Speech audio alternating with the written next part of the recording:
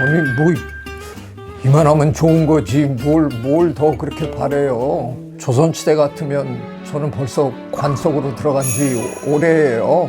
근데 그래도 이 정도로 버티고 지금 살고 있는데 이 정도면 가성비 짱이지. 기본적으로 사춘기가 끝나면 노화가 시작된다라고 생각하면 돼요. 그러니까 사춘기 때까지는 우리가 계속 세포 분열을 하면서 세포수가 늘어가는, 근데 사춘기를 거치고 나면 성인이 되는 순간 사실은 죽어가는 과정을 거치는 거죠. 몇 년 전에 뉴질랜드인가 어디 팀이 계산을 한번 해봤어요. 만일 우리가 현대의학에 도움이 없다 그러면 우리 인간의 수명이 얼마나 될까? 놀랍게도 38살, 38년이 인간의 수명이라는 거예요. 그런 문명의 도움이 없이 산다 그러면 정말 놀랍게도 유럽의 중세 시대 때 평균 수명이 38세예요. 그 무렵에 우리나라는 고려시대인데 우리나라는 그래도 43세 이 정도 된 걸로 파악을 해요. 고려시대 때 묘비와 조선시대의 묘비를 비교를 해보니까 이제 언제 돌아가셨다고 거기 다 적혀 있잖아요. 그걸로 통계를 내본 거예요. 내봤더니 고려시대 때는 한 40세가 조금 넘고 조선에는 40세가 좀 안 되고 조선이 고려보다 사는 게 좀 힘들었다는 얘기가 될 수도 있는 거죠. 네, 그러니까요.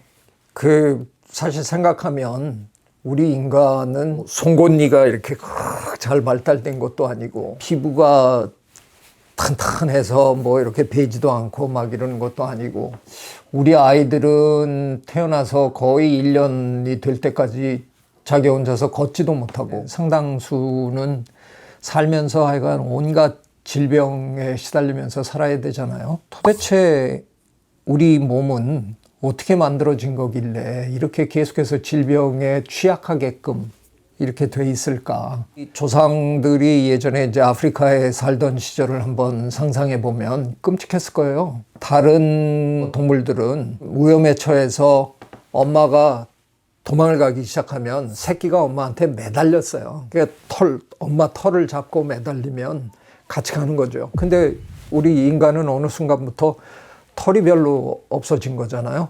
그러니까 새끼가 엄마를 붙들 수가 없는 거예요. 그래서 엄마가 새끼를 안고 뛰어야 되는, 굉장히 불리한 거죠.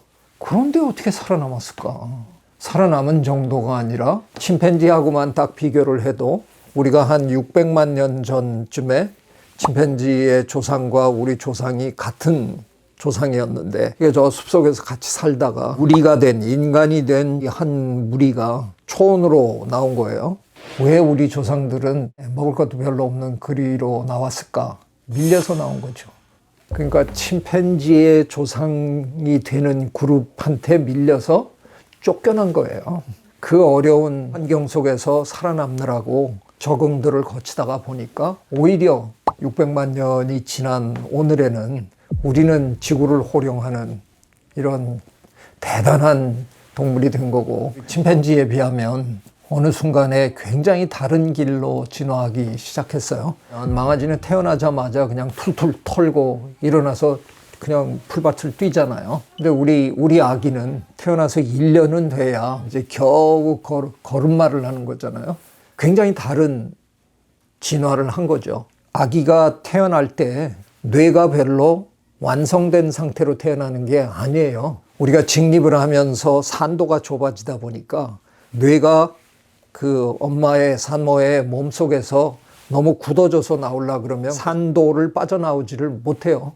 그러니까 막혀서 죽는 거죠. 그래서 우리 인간은 뇌가 말랑말랑한 상태로 빠져나옵니다. 갓난아기 처음 나왔을 때 이렇게 뇌를 이렇게 누르면 쑥쑥쑥 들어가요. 제가 이렇게 뒷머리가 좀 납작한 사람인데 어려서 베개를 이렇게 딱 대주면 얌전하게 이렇게 누워있는 아기들은 되게 뒷머리가 납작해지는 거예요. 아마 저는 어렸을 때 굉장히 얌전한 아이였나 봐요. 부모의 보호를 받으면서 주변 환경과 뇌의 구조를 만들어 나가는데 같이 상호작용을 하면서 만드는 거예요. 뇌의 투자를 굉장히 많이 한 동물이 된 거죠. 아마도 다른 우리랑 비슷한 류의 다른 동물들에 비하면 우리가 근육이나 뭐 체격이나 이런 여러 가지 면에서 그렇게 탁월하지 못하잖아요.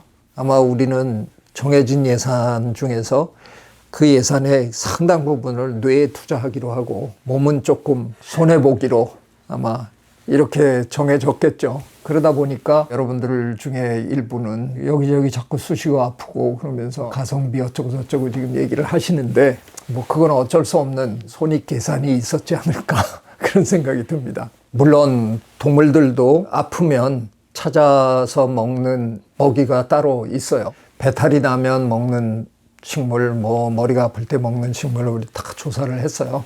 동물들도 어느 정도 그런 그 문화적인 진화를 한 거죠. 근데 우리하고 상대할 동물은 없는 거죠. 우리는 의학이라는 어마어마한 학문을 지금 발전시켜서 사실상 코로나19 같은 게 사슴들에게 지금 번지고 있는데 사슴들은 속수무책인 거죠. 물론 600만 명 이상이 목숨을 잃었지만 1년이 안 된 상황에서 백신을 만들어내고 그 백신을 주사해서 저나 여러분은 지금 그래도 살아남은 거죠. 중요한 거는 왜 가성비가 안 좋냐고 야단을 하시니까 진화적인 한번 상상을 한번 해보자고요. 두 종류의 그룹이 있다고 한번 칩시다. 한 종류는 태어나면 웬만하면 안 죽고 웬만하면 안 아프고 새끼를 계속 낳을 수 있는 그런 동물들을 한번 상상하시고 반대쪽에는 몸의 상태가 최고조일 때 몇 년 반짝 새끼 낳고 빨리 죽고 그러면 그 새끼들 중에서 또 나와서 반짝 몇 년 몸이 최고조로 상태가 좋을 때 번식하고 과연 이 두 그룹에서 어느 그룹이 더 번성했을까? 답은 굉장히 간단하죠. 너무 길게 있는 것보다는 짧게 돌리는 전략이 분명히 더 유리했을 거예요. 우리 생물은 수명의 한계를 가질 수밖에 없는 수명이 너무 길게 가는 거는 자연 선택 과정에서 별로 유리하지 않았을 거예요.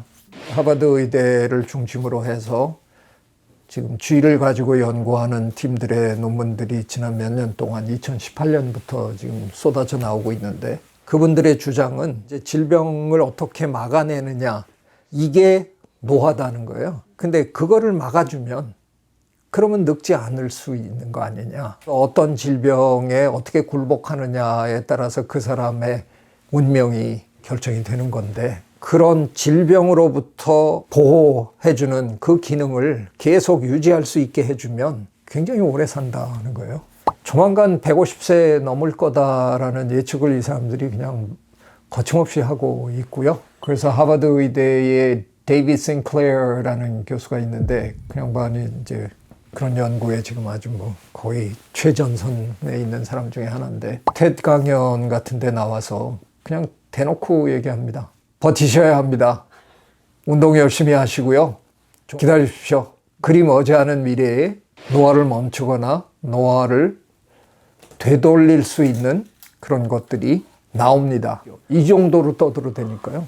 저도 동참하렵니다. 건강하게 사세요. 술 많이 드시지 마시고 담배 피지 마시고 너무 과로하지 마시고 너무 근심 걱정하지 마시고 그러면서 한 10년, 20년 버티시면 70, 80이 돼도 열심히 일하면서 건강한 그런 삶을 몇십 년 더 살 수 있는 그런 시대가 어쩌면 우리 눈앞으로 지금 다가오고 있는지도 모릅니다. 인간의 가성비 제 생각에는 그 탓할 만큼 나쁘지 않습니다. 우리가 쓸 수 있는 에너지 예산의 엄청난 분량을 뇌에다가 투자를 했음에도 불구하고 이 정도의 신체 활동을 유지할 수 있다는 건 저는 우리 인간은 가성비가 굉장히 좋은 동물이라고 생각합니다.